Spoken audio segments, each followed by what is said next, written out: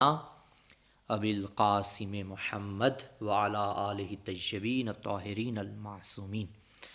قال سبحانہ وتعالی فی کتابہ المجید بسم اللہ الرحمن الرحیم او کصیب من السماء فیہ ظلمات ورعد وبرق یجعلون اصابعہم فی آذانہم من الصواعق حذر الموت واللہ محیط بالکافرین۔ صدق اللہ العلی العظیم۔ ناظرین کرام، بحمد اللہ قرآن مجید کے معارف اور مفاہیم کو سمجھنے کی کوشش کر رہے ہیں۔ خداوند منان نے ہمیں ماہ رمضان کی عظیم ساعتیں، یہ عظیم لمحے عطا فرمائے کہ جس میں باقی مہینوں کی نسبت تلاوت قرآن اور مفاہیم قرآن سمجھنے کے مواقع زیادہ ملتے ہیں۔ یہ قرآن مجید جو اللہ کی ذات نے اپنے پیارے حبیب کے قلب پہ نازل فرمایا، اس کتاب، اس قرآن کی حقانیت، اس کے معجزے ہونے میں کوئی شک نہیں۔ 14 صدیاں پہلے نازل ہونے والی کتاب آج تک منکرین رسالت، منکرین توحید اور منکرین اسلام کے سامنے چیلنج بنی ہوئی ہے۔ دیکھیے، یہ کتاب انسان کو کامل انسان بنانے کے لیے نازل ہوئی ہے، لیکن کامل انسان بن ہی تب سکتا ہے جب نقائص کو سمجھنے کی کوشش کرے۔ جب تک نقص کی معرفت نہیں ہوگی، کمال تک نہیں پہنچ پائیں گے۔ جب تک باطل نہیں پہچانا جائے گا، حق تک نہیں پہنچ پائیں گے۔ معصوم سے پوچھا گیا نا، مولا کیسے پتہ چلے کہ حق کہاں ہے؟ تو فرمایا کہ جس طرف باطل کے تیر ہوں سمجھو یہی حق ہے۔ تو باطل کے تیروں کا تو اندازہ ہونا چاہیے نا۔ اسی طرح باطل کو پہچاننا بہت ضروری ہے۔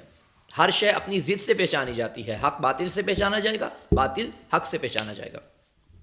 اسی طرح قرآن مجید، قرآن حکیم نے جو 2 راستے انسان کو دکھائے، ان 2 راستوں کی علامتیں بھی بتائیں، ان 2 راستوں پہ چلنے والے مسافروں کی نشانیاں بھی بتائیں۔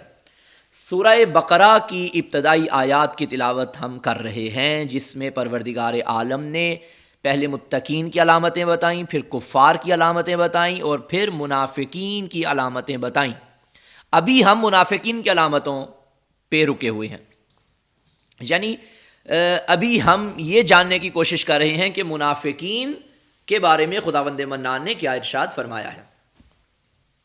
کل ہم نے ایک مثال پیش کی تھی سورہ بقرہ کی آیت نمبر 16 میں، اولئک الذین اشتروا الضلالۃ، یہاں سے ہم نے آغاز کیا، اور آیت نمبر 17 میں اللہ نے مثال دی منافقین کی، مثلہم کمثل الحمار کمثل الذی استوقد نارا، مثلہم کمثل الذی استوقد نارا، ان کی مثال اس شخص کی سی ہے جس نے آگ جلائی، راہ کی تلاش میں آگ جلائی، پھر جب اس آگ نے گرد و پیش کو روشن کیا، پھر اللہ نے ان کی روشنی سلب کر لی۔ آج جو آیت مجیدہ ہمارے سامنے ہے، یہاں بھی اللہ کی ذات ایک مثال دے رہی ہے۔ او کصیب من السماء فیہ ظلمات ورعد وبرق، یا جیسے آسمان سے بارش ہو رہی ہو جس میں تاریکیاں، گرج، چمک ہو، بجلی کی کڑک کی وجہ سے موت سے خائف ہو کر وہ اپنی انگلیاں کانوں میں دے لیتے ہیں، حالانکہ اللہ کافروں کو ہر طرف سے گھیرے ہوئے ہے۔ یہ اللہ نے مثال دی ہے کہ چاروں جانب بارش ہو رہی ہے، گرج، چمک، بجلی کی کڑک، اور اس کی وجہ سے موت سے خائف، اپنی انگلیاں کانوں میں دی، یعنی یہ ایک انسانی اضطراب کی کیفیت ہمارے سامنے ہے، انسانی مشکلات کی کیفیات ہمارے سامنے ہے۔ اس کے بعد اللہ کی ذات نے پھر ایک آیت مجیدہ میں ایک اور بات بیان فرمائی، یکاد البرق یخطف ابصارہم کلما اضاء لہم مشوا فیہ واذا اظلم علیہم قاموا ولو شاء اللہ لذہب بسمعہم وابصارہم ان اللہ علی کل شیء قدیر۔ فرمایا قریب ہے بجلی ان کی آنکھیں سلب کر لے، جب وہ ان کے لیے چمک دکھاتی ہے تو وہ اس روشنی میں چل پڑتے ہیں، اور جب تاریکی ان پر چھا جاتی ہے تو وہ رک جاتے ہیں، اور اللہ اگر چاہتا تو ان کی سماعت اور بینائی سلب کر لیتا، بلا شبہ اللہ ہر چیز پر قادر ہے۔ دیکھیے یہاں سوائق کا جو لفظ آیا، یہ صاعقہ کی جمع ہے، خوفناک آواز، آسمان سے گرنے والی بجلی کو صواعق کہا جاتا ہے۔ پہلی جو آیات جو ہم نے کل عرض کی تھی آپ کے سامنے، ان میں منافقین کی انفرادی حالت بیان کی گئی۔ آج کی آیات میں منافقین کی اجتماعی حالت بیان کی گئی ہے، یعنی گویا وہ ایسے ماحول میں رہتے ہیں منافقین جہاں 400 تاریکیاں ہیں اور بجلی کی گرج چمک ہے۔ دیکھیے یہ جتنی بھی مثال پروردگار عالم نے بیان فرمائی، بجلی کی گرج، بجلی کی چمک، انگلیاں کانوں میں، آسمان سے بارش، اچھا موت سے خائف ہو کر کانوں میں انگلیاں، حالانکہ اللہ انہیں گھیرے ہوئے ہے، پھر فرمایا قریب ہے بجلی ان کی آنکھوں کو سلب کر لے۔ یہ تمام علامتیں جتنی بھی ہیں یہ ان کی اضطراری کیفیت کو بیان کر رہی ہیں، یعنی خدا کی ذات بتانا یہ چاہتی ہے کہ منافق کسی صورت میں بھی مطمئن نہیں رہ سکتا۔ جو کیفیات یہ ہیں اور ان کیفیات میں گرا ہوا انسان جس عالم میں ہوتا ہے تو وہ منافق بھی اسی عالم میں رہتا ہے۔ منافق کی علامتیں ہم نے پہلے بیان کی نا، یہ تو نتائج بیان ہو رہے ہیں نا کہ منافق کی علامتیں جو بیان ہے، اور منافق وہ تمام اعمال سر انجام دیتا ہے، اس کے نتیجے میں منافق کو نتیجہ کیا ملتا ہے؟ وہ یہ ملتا ہے، اضطراری کیفیت میں مبتلا ہو جاتا ہے۔ اچھا، یہ جب انسان اندرونی کیفیت اس کی بے چین ہوتی ہے، اس کا اندر مطمئن نہیں ہوتا، وہ کرتا کیا ہے؟ کبھی کانوں میں انگلیاں دے گا، قرآن مجید، کبھی کچھ کرے گا۔ یہ عارضی اور وقتی سکون چاہتے ہیں۔ دیکھیے قرآن مجید کلیات کی کتاب ہے، قرآن مجید اصول کی کتاب ہے، ہم نے ان کلیات کو فرد پہ لاگو کرنا ہے، ہم نے ان کلیات کو آج کے زمانے کے لوگوں پہ لاگو کرنا ہے۔ تو نتیجہ یہ نکلے گا کہ اس دور کے منافق کانوں میں انگلیاں رکھتے تھے اپنے عارضی سکون کے لیے، اور آج کے منافق کیا کرتے ہیں؟ کبھی نشہ آور دوائیاں کھا لی، کبھی خواب آور دوائیاں کھا لی عارضی سکون کے لیے۔ یہ انسان بے چین رہتا ہے۔ کیا فائدہ ایسی زندگی کا؟ لوگوں کے بارے میں برا سوچنے کا، لوگوں کے بارے میں غلط سوچنے کا، لوگوں کے بارے میں نیگیٹو سوچنے کا، لوگوں کے بارے میں منفی سوچنے کا۔ نتیجہ یہ نکلتا ہے کہ انسان اندر سے بکھلاہٹ کا شکار ہو جاتا ہے، انسان مطمئن نہیں ہو پاتا، نیند چھن جاتی ہے، جس کے نتیجے میں کبھی دوائیاں کھا رہا ہے، کبھی کچھ کھا رہا ہے، کبھی کچھ کھا رہا ہے۔ یہ منافق کی علامت ہے۔ میں اوورال یہ نہیں کہہ رہا کہ ہر دوائی کھانے والا منافق ہوتا ہے، لیکن بہرحال منافق بے چین ہوتا ہے، اور اسے اپنے وقتی سکون اور وقتی اطمینان کے لیے ان چیزوں کا سہارا لینا پڑتا ہے، ان عارضی چیزوں کا، اور وقتی سکون پر ہی اکتفا کرتا ہے۔ اس کے علاوہ قرآن مجید جو ہمیں بتا رہا ہے، ان تمام علامتوں کو سامنے رکھتے ہوئے ہم اس نتیجے پر پہنچے کہ قرآن مجید مومنین کو متوجہ کر رہا ہے کہ تمہارے ارد گرد منافقین کی بھی ایک جماعت ہے، اور ان منافقین کو سمجھنا بہت ضروری ہے۔ جب تک انہیں نہیں سمجھ پائیں گے تب تک ان کے جال سے نہیں بچ پائیں گے۔ یہ تو ہر وقت تمہیں گمراہ کرنے کے چکر میں ہے۔ یہ بظاہر کہتے ہیں کہ ہم تو اصلاح کرنے والے ہیں، جس طرح گزشتہ آیات میں بھی قرآن مجید نے کہا کہ ہم تو اصلاح کرنے والے ہیں، در حقیقت یہی فسادی ہوتے ہیں، یہی فسادی ہوتے ہیں، اور تکبر، احساس برتری جیسی بیماریوں کا شکار ہو جاتے ہیں، اور اہل ایمان کو حقیر سمجھتے ہیں۔ خدا ان سے محفوظ رکھے۔ پس مومن کو ہمیشہ اپنے ازلی دشمن، اپنے ابدی دشمن سے ہوشیار رہنا چاہیے، اور وہ ہوشیار کہاں سے رہے گا؟ اپنی بصیرت سے۔ جب تک مومن کے اندر بصیرت نہیں آئے گی، اس وقت تک انسان نے مومن منافق کی نشانیوں کو دیکھ کر منافق کو پہچان نہیں سکے گا۔ اب یہ ہمارے سامنے منافقین کی علامتیں آئیں، دو مثالیں دی گئی ہیں۔ گزشتہ جو مثال تھی جو ہم نے کل عرض کی، اس میں تھا مثلہم کمثل الذی استوقد نارا۔ آج مثال ہمارے سامنے ہے او کصیب من السماء فیہ ظلمات ورعد وبرق۔ یعنی گزشتہ جو مثال تھی اس میں اس شخص کی مثال ہے جس نے راستے میں آگ روشن کی ہے، پھر وہ روشن ہوتی ہوتی بجھ گئی، تاریکی چھا گئی، اندھیرا چھا گیا، پریشان ہو گیا۔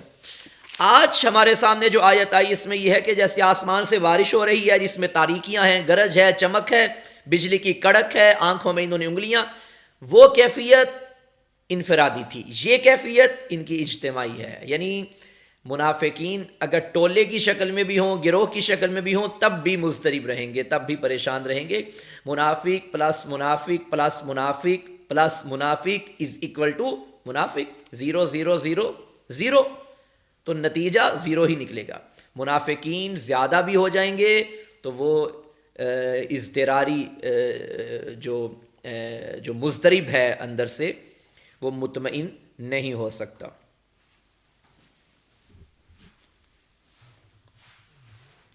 آگے جو آیت مجیدہ ہمارے سامنے ہے اس پہ توجہ دینے کی ضرورت ہے. یا ایھا الناس اعبدوا ربکم الذی خلقکم والذین من قبلکم لعلکم تتقون.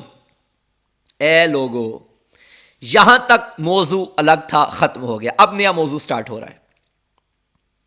دیکھیے گزشتہ آیات سورہ بقرہ کی ابتدائی آیات سے لے کر یہاں تک، ذالک الکتاب لا ریب فیہ ھدی للمتقین الذین یؤمنون، یہ متقین کی صفات شروع ہو گئی، پھر کفار کی صفات شروع ہو گئی، پھر منافقین کی صفات شروع ہو گئی. اللہ نے بتا دیا ابھی تک کی آیات میں متقی کسے کہتے ہیں، کافر کسے کہتے ہیں، اور منافق کسے کہتے ہیں. یہاں تک بات کلیئر ہو گئی. اب خدا متوجہ ہے اپنے بندوں سے. یہاں متقین کی بات نہیں، یہاں کفار کی بات نہیں، یہاں منافقین کی بات نہیں، یہاں ان کی بات نہیں جو اللہ کو مانتے ہیں، یہاں ان کی بات نہیں جو اللہ کو نہیں مانتے، صرف بلکہ یہاں کلی بات ہے، کلی قانون. یا ایھا الناس، اب اللہ متوجہ ہے انسانوں سے. اب یہاں سے آپ قرآن مجید کی آفاقیت کا اندازہ لگا سکتے ہیں کہ یہ قرآن مجید جب خطاب کرتا ہے تو صرف اپنے ماننے والوں سے خطاب نہیں کرتا، بلکہ قرآن اپنے اندر ایسے مفاہیم، ایسے معانی، ایسے معرفت کے خزینے رکھتا ہے کہ جس میں تمام انسان شامل حال ہیں. میں یہاں ایک جملہ کہوں گا کہ جس طرح یہ ہدایت کا سرچشمہ قرآن مجید تمام انسانوں کی ہدایت کر سکتا ہے، اسی طرح مبلغان دین جو خود کو دین کا مبلغ کہتے ہیں، ان کی گفتگو بھی ایسی ہونی چاہیے کہ صرف اس کے مسلک یا صرف اس کے مذہب اس سے استفادہ نہ کریں، بلکہ تمام انسان استفادہ کریں. کیونکہ جس کا پیغام ہم پہنچا رہے ہیں، یعنی خدائے رب ذوالجلال، خداوند منان، وہ قادر مطلق، وہ خالق کل، جس کا پیغام ہم پہنچا رہے ہیں، وہ صرف ایک مسلک یا ایک مذہب کا خدا نہیں ہے، صرف ایک مسلک کا مالک خالق نہیں ہے، تمام انسانوں کا خالق ہے. تو یہ مبلغین کی ذمہ داری ہے کہ وہ پیغام اس انداز میں دیں کہ جس انداز میں قرآن پیغام دے رہا ہے. یا ایھا الناس، اے لوگو، گفتگو ہو رہی ہے تمام انسانوں سے. کیا گفتگو ہو رہی ہے؟ اے انسانوں، یا ایھا الناس اعبدوا، عبادت کرو انسانوں. کس کی عبادت کرنی ہے؟ ربکم، اپنے رب کی کرو. اب رب کون ہے؟ کسی نے کسی کو رب بنا دیا، کسی نے کسی کو رب بنا دیا، کسی نے کسی کو رب بنا دیا. اللہ نے پھر رب کی نشانی بتائی، الذی خلقکم، وہ رب جس نے تمہیں خلق کیا. یعنی خداوند متعال نے اس آیت میں بتا دیا عبادت کرو اپنے رب کی. رب وہ جس نے تمہیں خلق کیا، یعنی معبود وہ ہوگا جو رب ہوگا، اور رب وہ ہوتا ہے جو خالق ہوتا ہے. یہ تینوں صفات ایک ذات میں ہیں، معبود، رب، خالق. انسانوں سے گفتگو کر کے خداوند متعال نے بتا دیا کہ یہاں مذہب کی بات نہیں کر رہا، یہاں فطرت کی بات کر رہا ہوں. جب انسان یہ جان لیتا ہے نا کہ یہ میرا خالق ہے، اس نے مجھے خلق فرمایا، تو انسان کے اندر، انسان کی نیچر، انسان کا ضمیر یہ چاہتا ہے کہ میں اس کے آگے جھک جاؤں. انسان کو اس معبود یعنی انسان کو اپنے خالق کے آگے جھکنے پہ اس کا ضمیر مجبور کرتا ہے، جس کی وجہ سے انسان جھک جاتا ہے، عبادت میں مصروف ہو جاتا ہے. تو یہاں اللہ کی ذات دیکھیے نا، منعم کا شکریہ ادا کرنا یہ صرف مذہب نہیں، فطرت ہے. آپ دیکھ لیجئے، صرف انسانوں میں نہیں، آپ جانوروں میں بھی دیکھیے. آپ کسی جانور کے آگے 4 دن نوالے ڈالیں، وہ 5ویں دن آئے گا تو آپ کے سامنے اپنی دم ہلاتا ہوا آئے گا. اس کا دم ہلانا اظہار شکر ہے. یہاں پہ ایک جملہ مجھے کہنے دیجئے، جانور اظہار شکر کرے تو دم ہلاتا ہے، اور اگر انسان اظہار شکر کرے تو سر جھکاتا ہے منعم حقیقی کے آگے. تو اسے معلوم ہے کہ جس نے مجھے 2 نوالے دیے میں نے اس کے آگے جھکنا ہے. تو یہ انسان جس کو بے شمار نعمتوں سے پروردگار نے نوازا، اس کا ضمیر گوارا نہیں کرتا کہ کبھی میں اس کو بھی سجدہ کروں کہ جس نے سب کچھ میرے لیے بنا دیا. اب اللہ تمام انسانوں کو دعوت دے رہا ہے کہ اب میں نے 3 قسم کے لوگوں کی علامتیں آپ کو بتا دی تھی، متقین کی بھی، کفار کی بھی، منافقین کی بھی. یا ایھا الناس اعبدوا ربکم الذی خلقکم والذین من قبلکم لعلکم تتقون. پھر متقی گروہ سے وابستہ ہونے کے لیے اللہ نے تمہیں تلقین فرمائی. یعنی جو 3 گروہوں کی نشانی اللہ نے پیچھے بیان فرمائی، یہ آیت بتا رہی ہے، لعلکم تتقون کا جملہ بتا رہا ہے، یہ لفظ بتا رہا ہے کہ خدا ان 3 گروہوں میں سے متقین سے محبت کرتا ہے اور باقی گروہوں سے بھی تقاضا کرتا ہے کہ وہ متقین کی لسٹ میں، متقین کی فہرست میں آ جائیں. سبحان اللہ، اللہ اکبر. جب انسان اپنے خالق کو جاننے کی کوشش کرتا ہے نا، تو اس کتاب خلقت یعنی کائنات کا مطالعہ کرنے کا حکم خدا نے دیا ہے. اس کی گہرائیوں کو دیکھو، اس میں موجود اللہ کی نشانیوں کو دیکھو، اس میں جو اللہ نے تمہارے لیے بنایا. دیکھیے اللہ نے ہر شے کو انسان کے لیے پیدا کیا، مگر انسان کو اپنے لیے پیدا کیا. انسان سے کہا کہ میں نے بندہ بنا کر تجھے بھیجا ہے، تم سے کوئی مطالبہ نہیں کیا. ایک مطالبہ کیا ہے، میں بندہ بنا کے بھیج رہا ہوں، بندہ بن کے آنا. اور اللہ نے اس آیت مجیدہ میں اپنی خالقیت والی صفت کو سامنے رکھا کہ دیکھو میں تمہارا خالق ہوں، آخر میں نے تجھے بنایا ہے، میری عبادت کرو، میں حکم دے رہا ہوں.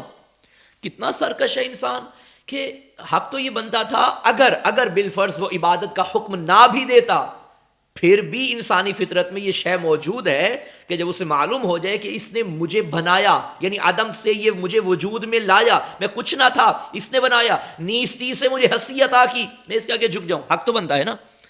لیکن یہاں کیا ہے، خداوند متعال نے حکم بھی دیا ہے، پھر بھی انسان باغی بنا ہوا ہے.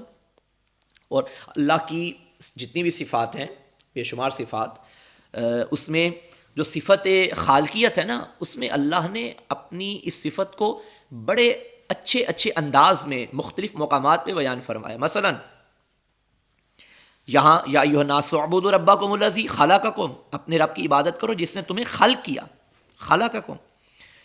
تبارک الذی بیدہ الملک وہو علی کل شیء قدیر الذی خلق، الذی خلق الموت والحیات، وہ اللہ جس نے موت اور زندگی کو خلق فرمایا. خلق. ایک مقام پہ کیا فرمایا، والتین والزیتون وطور سینین وھذا البلد الامین لقد خلقنا الانسان فی احسن تقویم. سبحان اللہ. یعنی قسمیں اٹھانے کے بعد ارشاد فرما رہا ہے کہ ہم نے انسان کو احسن تقویم، اعلیٰ ترین پیمانے پہ خلق فرمایا.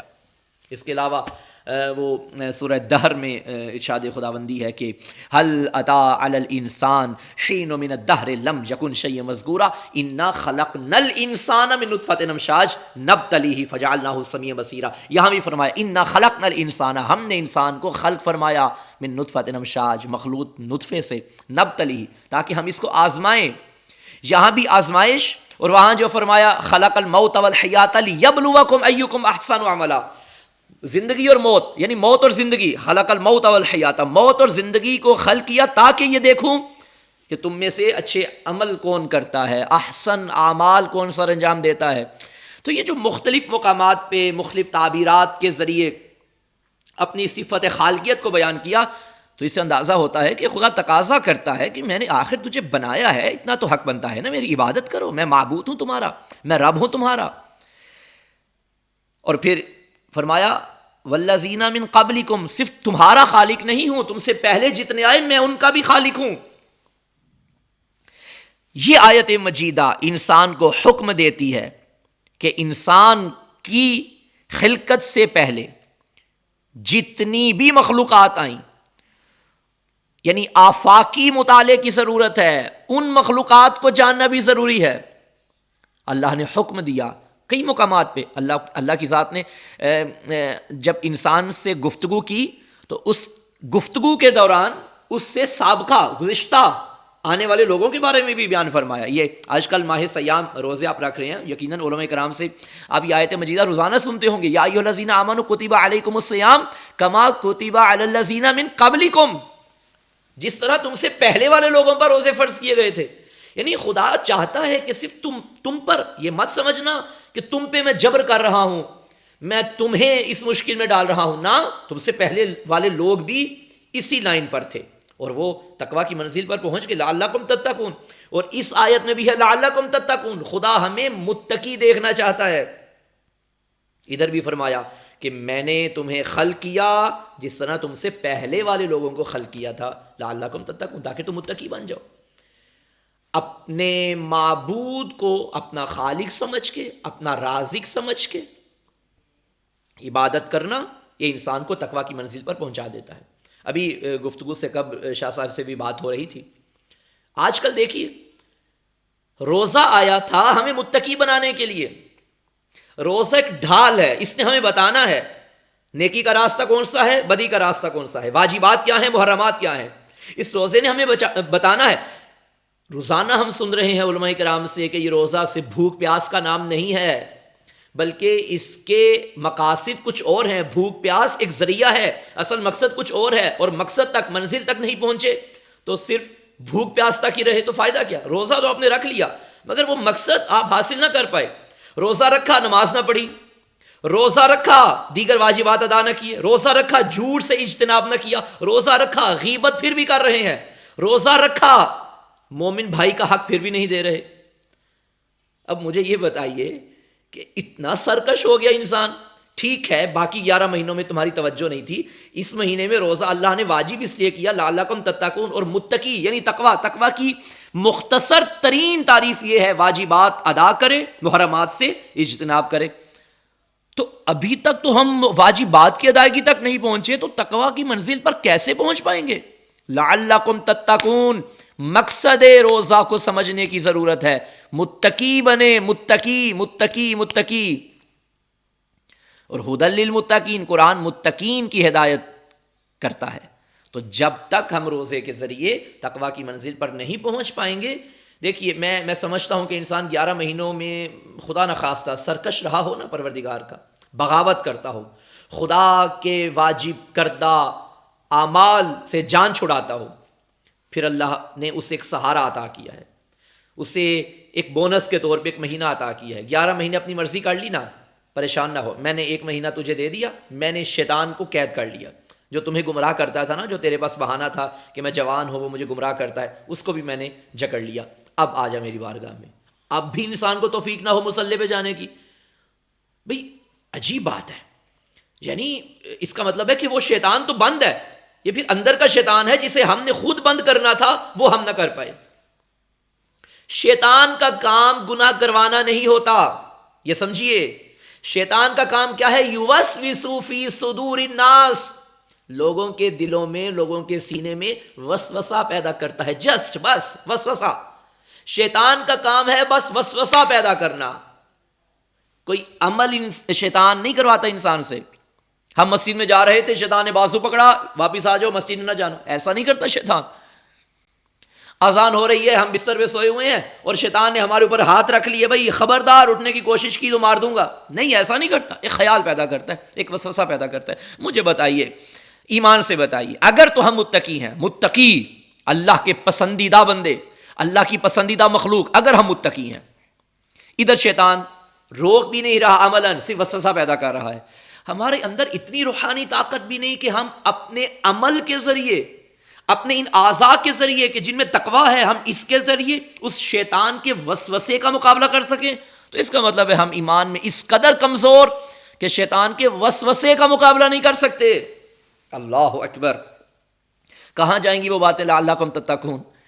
تو لعلکم تتقون کی منزل تک پہنچنے کے لیے یہ جو اللہ کی ذات نے ہمیں بے شمار ذرائع بتا دیے, ان پر عمل کرنا بہت ضروری ہے. عبادت عبادت عبادت عبادت ایک وسیع مفہوم رکھتا ہے. عبادت کا مطلب صرف یہ نہیں ہے کہ نماز پڑھتے رہو, ہر ٹائم مصلی پہ بیٹھ جاؤ اور کوئی کام نہ کرو. نہ, عبادت, نماز تو عبادت کے مصادیق میں سے ایک مصداق ہے. جسٹ روزہ عبادت کے مصادیق میں سے ایک مصداق ہے, لیکن یہ اپنے اندر ایسی کیفیت رکھتا ہے کہ انسان کو دیگر واجبات کی طرف بھی لاتا ہے اور انسان کو دیگر محرمات سے بھی بچاتا ہے. ابھی آپ دیکھیے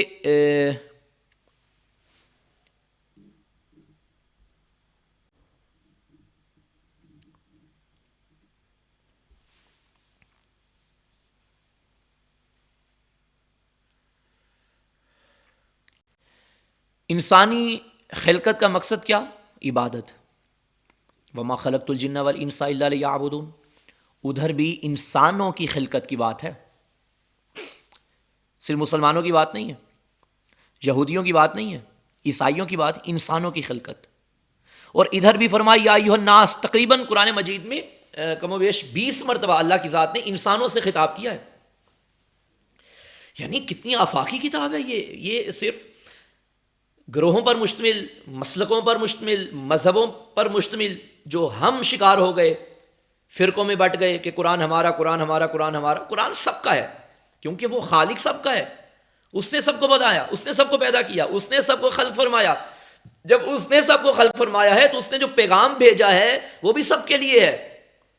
تو قرآن میں اللہ نے کوئی تفرقہ نہیں رکھا، قرآن میں اللہ نے کوئی جھگڑا نہیں رکھا. قرآن میں وحدت کی بات ہے، واعتصموا بحبل اللہ. قرآن میں عبادت کا حکم ہے. جس نے ہادیان برحق سے، اللہ کے بھیجے ہوئے ہادیوں سے عبادت کا جو طریقہ سیکھا، اس نے اگر وہ عبادت کر لی، یقین کیجئے لعلکم تتقون کی منزل پر فائز ہو جائیں گے. عابد کے پیش نظر صرف اللہ کی ربوبیت اور خالقیت ہونی چاہیے اس آیت کی روشنی میں. اچھا، اب اس آیت میں پروردگار عالم نے اپنا مزید تعارف کروایا. تعارف کیا کروا رہا ہے؟ الذی، وہ اللہ. پہلی علامت کیا بتائی اپنی رب کی؟ الذی خلقکم، جس نے تمہیں خلق فرمایا. پھر اس سے آگے والی آیت میں خدا کی ذات ارشاد فرما رہی ہے الذی، وہ اللہ، جعل لکم الارض،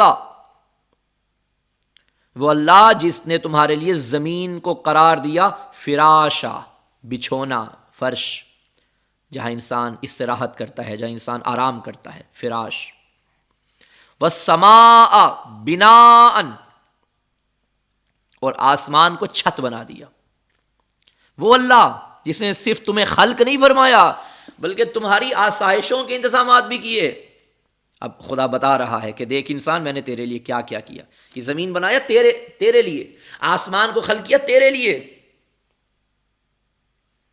صرف زمین و آسمان بنا دیا نا. وَأَنزَلَ مِنَ السَّمَاءِ مَاءً، اور آسمان سے پانی برسایا، کس کے لیے؟ تیرے لیے.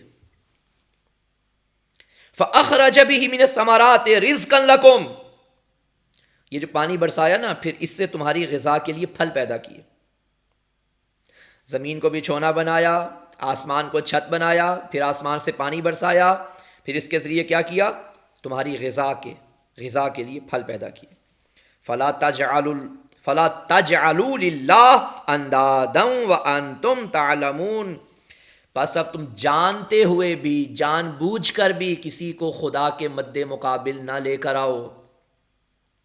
یعنی انسان، یہ آیت سمجھنے والی بات ہے. ولا تجعلوا للہ اندادا وانتم تعلمون، یعنی انسان جانتا بھی ہو اور پھر بھی کسی کو خدا کا مد مقابل، اندادا یعنی ایسا ہمسر کہ جو کسی کی ذات میں شریک ہو، اسے کہتے ہیں اندادا. علم بھی رکھتا ہے، آگاہی بھی رکھتا ہے کہ اللہ نے یہ کیا، یہ رکھنے کے باوجود بھی کسی کو اللہ کا شریک بنا دیتا ہے. اور بندہ خدا جس کو اللہ کا شریک بنا رہا ہے، آیا وہ ایسا کر سکتا ہے جو اللہ نے کیا؟ یعنی اللہ کی ذات کے بارے میں معرفت، اللہ کی وحدانیت کا علم، اللہ کی قدرت سے آگاہی انسان کو موحد بناتی ہے، مشرک نہیں بناتی. اب اگر کوئی مشرک بن رہا ہے تو یہ دلیل ہے کہ وہ خدا کی قدرت سے بھی ناآشنا ہے، وہ خدا کی ربوبیت سے بھی ناآشنا ہے، وہ خدا کی صفت خالقیت سے بھی ناآشنا ہے. پھر وہ لا الہ الا اللہ کو بھی صحیح معنوں میں نہیں مانتا. اور ممکن ہی نہیں کوئی بندہ لا الہ الا اللہ پڑھے دل سے اور کسی کو اس کا شریک بنائے. نا، وحدہ لا شریک، اللہ کی ذات ہے، کوئی اس کا ہمسر نہیں، کوئی اس جیسا نہیں. تمام مخلوقات اب مخلوقات میں سب آ جاتے ہیں، جس کو اللہ نے خلق کیا، تمام مخلوقات اس کی محتاج ہیں۔ مجھے ایک روایت یاد آ گئی، معصوم کے پاس ایک بندہ آیا، عرض کرتا ہے یبن امیر المومنین، کیا آپ کا اللہ اپنے جیسا اللہ بنا سکتا ہے؟ ابھی امام نے جواب نہیں دیا، وہ پھر بول پڑا۔ اس نے کہا مجھے یہ بتائیے کہ آپ کا اللہ قادر ہے؟ مولا نے فرمایا بالکل ہے۔ اچھا، کیا آپ کا اللہ واحد ہے، ایک ہے، احد ہے؟ فرمایا بالکل ہے۔ اچھا اب بتائیے کہ آپ کا اللہ اپنے جیسا اللہ بنا سکتا ہے؟ اب پھر بول کے کہنے لگا اگر تو اللہ اپنے جیسا اللہ بنا سکتا ہے پھر وہ واحد نہ رہا، دو ہو گئے، اور اگر اپنے جیسا اللہ نہیں بنا سکتا پھر قادر نہ رہا، قدرت نہیں رکھتا۔ خدا کی قسم یہ جواب معصوم کے سوا کون دے گا؟ مولا نے فرمایا اللہ اپنے جیسا اللہ بنا سکتا ہے مگر کوئی اس جیسا بن نہیں سکتا۔ اس کی قدرت میں بھی کوئی شک نہیں ہے، اس کی وحدانیت میں بھی کوئی شک نہیں ہے۔ کیا مطلب؟ وہ بنا سکتا ہے، کوئی بن نہیں سکتا؟ ہاں، میں سادہ سی مثال دوں، مثلا تھوڑی سی لکڑی پڑی ہوئی ہے میرے گھر میں، میں کارپینٹر کے پاس گیا، میں نے کہا بھائی میرے گھر آنا، یہ تھوڑی سی لکڑی ہے، ذرا اس لکڑی سے مجھے اپنے گھر کا سارا فرنیچر تیار چاہیے۔ اس نے کہا قبلہ یہ لکڑی تو بالکل تھوڑی سی ہے اور میں سارا فرنیچر میں نہیں بنا سکتا، میں معذرت چاہتا ہوں۔ اور میں نے کہا بھائی بنا۔ اس نے قبلہ بن ہی نہیں سکتا۔ اب جب اس نے کہا کہ بن نہیں سکتا تو اس کا کیا مطلب ہے کہ وہ کارپینٹر میں مہارت نہیں ہے؟ کیا وہ کارپینٹر فن نہیں رکھتا بنانے کا؟ اور بھائی اس کے فن پہ کوئی سوالیہ نشان نہیں ہے، وہ بنا سکتا ہے فرنیچر مگر جس سے بنانا ہے، جس کو بنانا ہے، وہ اتنا ظرف نہیں رکھتا۔ تو اللہ اپنے جیسا اللہ بنا سکتا ہے مگر کوئی بن نہیں سکتا۔ کیوں نہیں بن سکتا بھائی؟ نہیں بن سکتا، کیوں؟ وہ بنائے گا تو بننے والا مخلوق ہوگا، آخرکار وہ مخلوق ہی رہے گا اور وہ خالق رہے گا۔ تو مخلوق خالق جیسی کیسی ہو گئی؟ کیسے ہو گئی؟ مخلوق آخرکار مخلوق ہے اور وہ خالق ہے، وہ یکتا ہے، وہ واحد ہے۔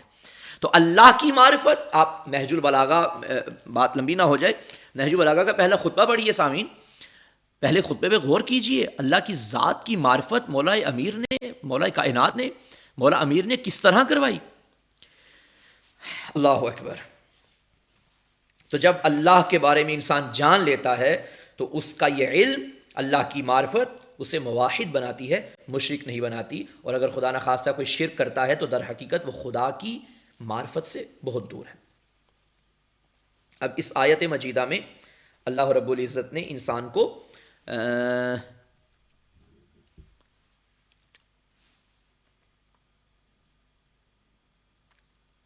اپنی معرفت کرواتے ہوئے بتایا کہ میں نے صرف تمہیں خلق نہیں فرمایا بلکہ میں نے زمین و آسمان تمہارے لیے پیدا کی ہیں۔ اچھا اب دیکھیے، یہ جو زمین کی خلقت کے بارے میں خداوند منان نے ارشاد فرمایا ہے، اس زمین کے بارے میں یہ بات ہمارے سامنے واضح ہوتی ہے کہ زمین پہلے قابل سکونت نہ تھی، فراش، یعنی اللہ نے اس زمین کو فراش بنایا تمہارے لیے۔ فرش کو فرش کیوں کہتے ہیں؟ بستر جو قابل سکون ہوتا ہے، یعنی جو آپ کو سکون دینے کے قابل ہوتا ہے، جس پہ آپ سکونت پذیر ہوتے ہیں، تو اللہ نے اس زمین کو بھی تمہارے لیے سکون کے قابل بنایا۔ پھر اللہ نے ایک طویل مدت تک زمین کے اندر ذخائر چھپائے، پھر سطح زمین کو پانی کے ذریعے قابل استفادہ بنایا۔ اب دیکھیے، بچھونے کی تعبیر اختیار کرنے سے یہ اشارہ بھی ملتا ہے کہ اس میں آرام و آسائش کے تمام وسائل موجود ہیں۔ اس زمین پہ آپ غور کریں جس پہ ہم اور آپ بیٹھے ہیں، کھڑے ہیں، لیٹے ہیں، سوتے ہیں، کھاتے ہیں، پیتے ہیں، اس زمین سے ذرا اس پہ غور کیجئے۔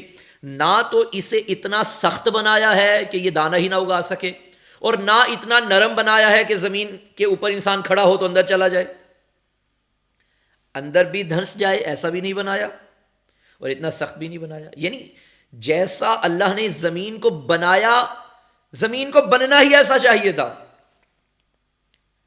نہ اتنی چھوٹی بنائی کہ آکسیجن کے ذرات فضا میں زمین سے منسلک نہ رہ سکیں، اور نہ اتنی بڑی بنائی کہ ذرات فضا میں معلق نہ رہ سکیں۔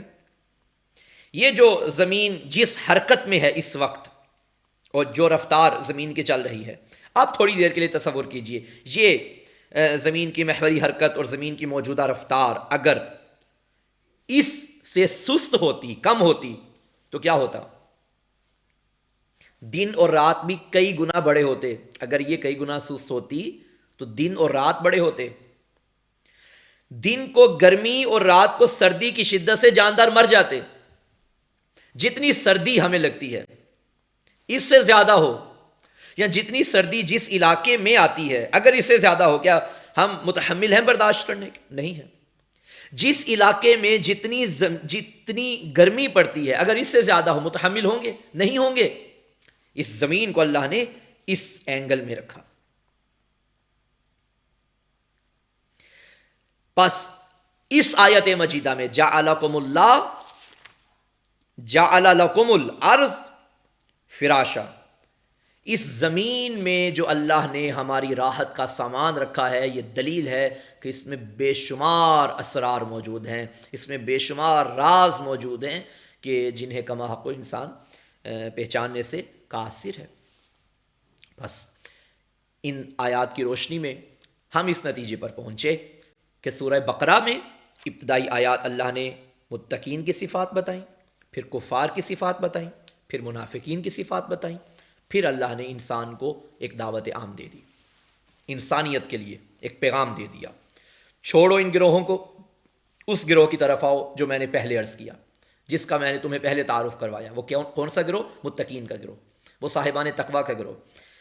اس گروہ میں شامل ہونے کے لیے یہ کام کرو۔ کیا کرنا ہے؟ یا ایھا الناس اعبدوا ربکم الذی خلقکم، عبادت کرو اپنے رب کی جس نے تمہیں خلق کیا، والذین من قبلکم، اور ان لوگوں کو خلق کیا جو تم سے پہلے تھے، لعلکم تتقون، یہ کام کرو گے تو اس گروہ میں شامل ہو جاؤ گے جو صاحبان تقویٰ کا گروہ ہے۔